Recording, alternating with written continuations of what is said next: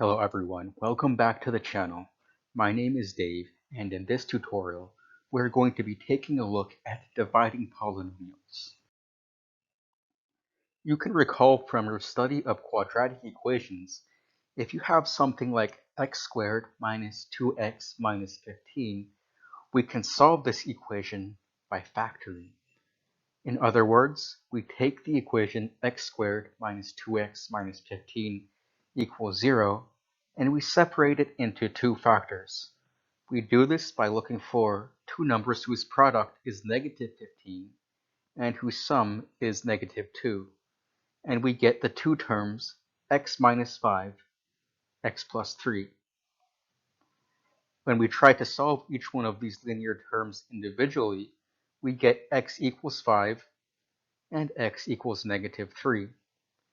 In other words, we could say that x equals 5 and x equals negative 3 are the roots of the function f of x is equal to x squared minus 2x minus 15. Employing the same logic, it makes sense that if we have three linear factors, for example, x minus 5 times x plus 3 times the quantity x minus 1 equals 0, that the solutions are x equals 5, x equals negative 3, and x equals 1, because if one of the terms is equal to 0, then the entire product will be equal to 0, regardless of what the other two terms are. Note that we can also expand this factored polynomial by multiplying out its terms, and I covered how to do this in a previous video. So if we have f of x is equal to x minus 5 times the quantity x plus 3 times the quantity x minus 1, we can expand this and we would get f of x is equal to x cubed minus 3x squared minus 13x plus 15. We can equate these two sides and we can write down the quantity x minus 5 times the quantity x plus 3 times the quantity x minus 1 is equal to x cubed minus 3x squared minus 13x plus 15. We should recall that everything on the left side is simply one factor that, when multiplied together, gives us the expression on the right-hand side. Therefore, we can rearrange that to write x minus 5 times the quantity x plus 3 is equal to x cubed minus 3x squared minus 13x plus 15 all over the quantity x minus 1. In other words, x squared minus 2x minus 15 is equal to that cubic polynomial over x minus 1. Assuming that a polynomial can be factored among the rational numbers, finding the linear factors of a polynomial is one of the motivations for something that we call polynomial long division. This is a process that we use to divide the polynomial by another of a lower degree. In this case, it would be a linear factor, thus reducing the degree of the polynomial by 1. This is similar to the process of dividing two numbers, except that instead of numbers, we will be dividing algebraic expressions. For example, let's say that we wish to divide x cubed minus 3x squared minus 13x plus 15 by x minus 1. From what we just saw in the previous slides, this gives us x squared minus 2x minus 15. The first thing that we should do is we should put the cubic function, or the numerator, inside of the division sign. Next, we will place the linear factor outside of the division sign to the left. Next, just as we did with real numbers, we want to find the largest factor of x minus 1 that can match x cubed minus 3x squared without going over. In that case, this is x squared. So x squared times x minus 1 gives us x cubed minus x squared. Again, just as we did with dividing two numbers, we will subtract these. X cubed minus x cubed gives us nothing. However, negative 3x squared minus negative x squared gives us a negative 2x squared. The 13x will drop down and we will repeat this process. In order to match the negative 2x squared, the closest thing that we can get will be negative 2x. Again, we multiply negative 2x by x minus 1, and we get negative 2x squared plus 2x. Subtracting this, negative 2x squared minus negative 2x squared gives us 0. However, negative 13x minus 2x gives us negative 15x plus 15. At this point, it can clearly be seen that the last remaining factor is negative 15x. And multiplying this by x minus 1, we get negative 15x plus 15. Subtracting that from what we have at the bottom, we get 0, which matches exactly with what we had before. In the previous example, we intentionally chose the divisor x minus 1 because we knew that it evenly divides x cubed minus 3x squared minus 13x plus 15. But let's say that we did not know ahead of time what the divisor would be or whether it would divide evenly. Can we do this with any divisor? And if so, what will happen? Let's take a look at this example. Let's say that we wish to divide 2x cubed plus 4x squared minus x plus 5 by x minus 3. Once again, we look at the first two terms, and we see that the largest thing that can be multiplied by x minus 3 is 2x squared. When we do this, we get 2x cubed minus 6x squared. We now subtract 2x cubed minus 6x squared from 2x cubed plus 4x squared.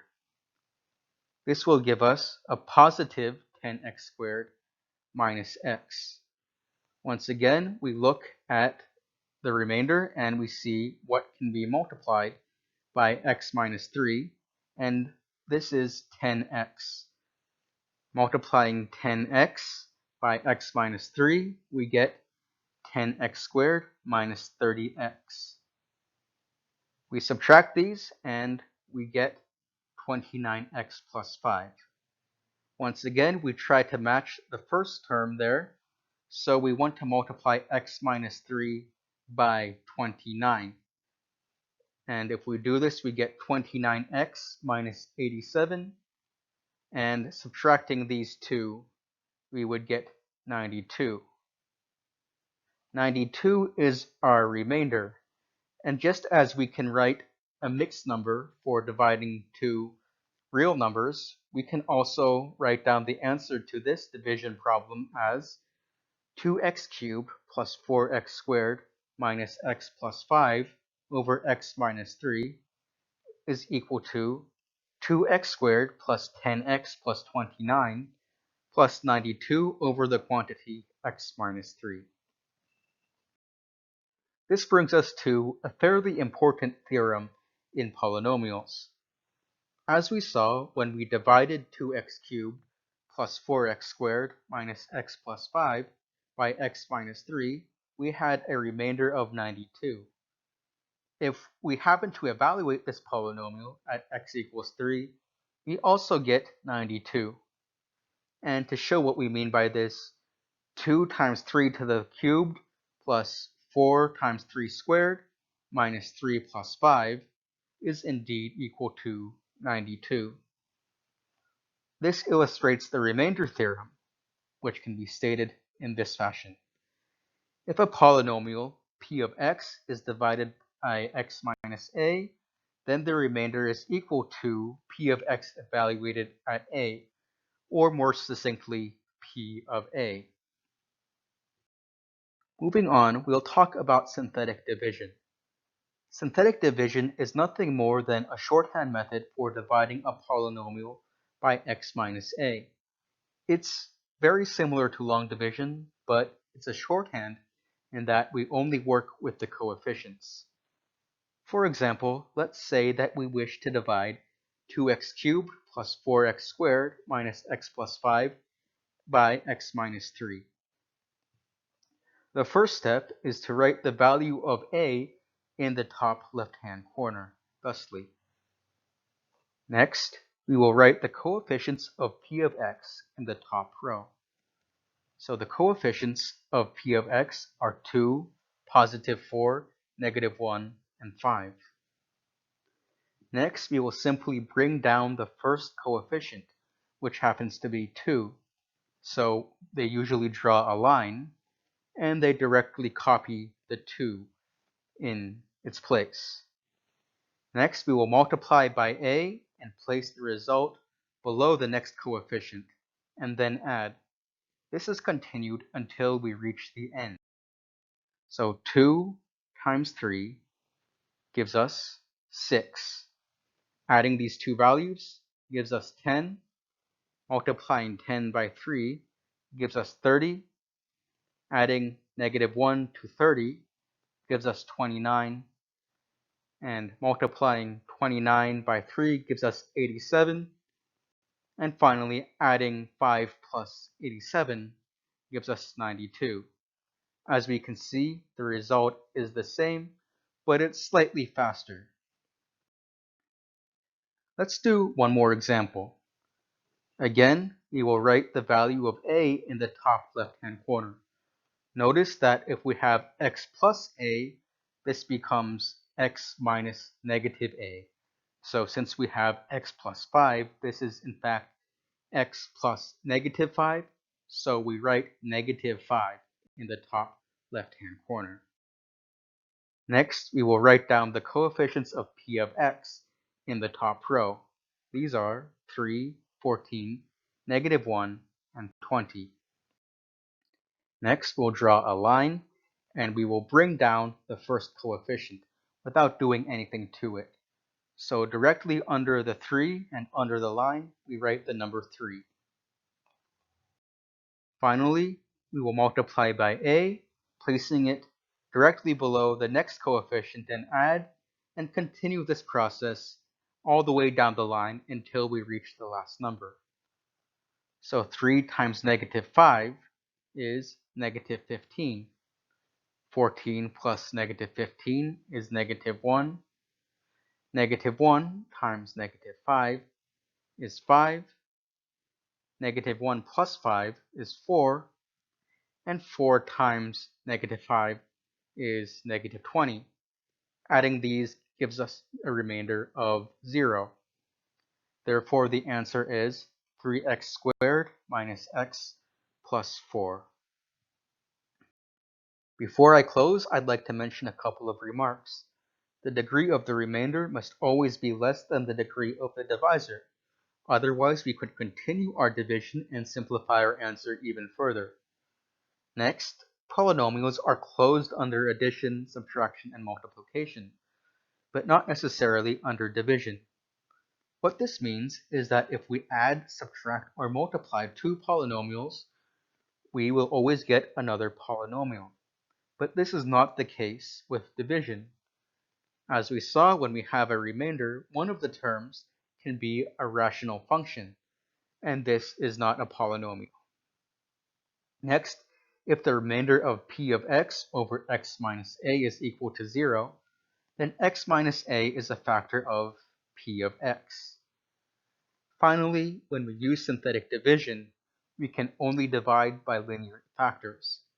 There are some cases of using an extended form of synthetic division to divide nonlinear factors. However, at this level, they probably will not be used. In any case, I hope this video was helpful for you.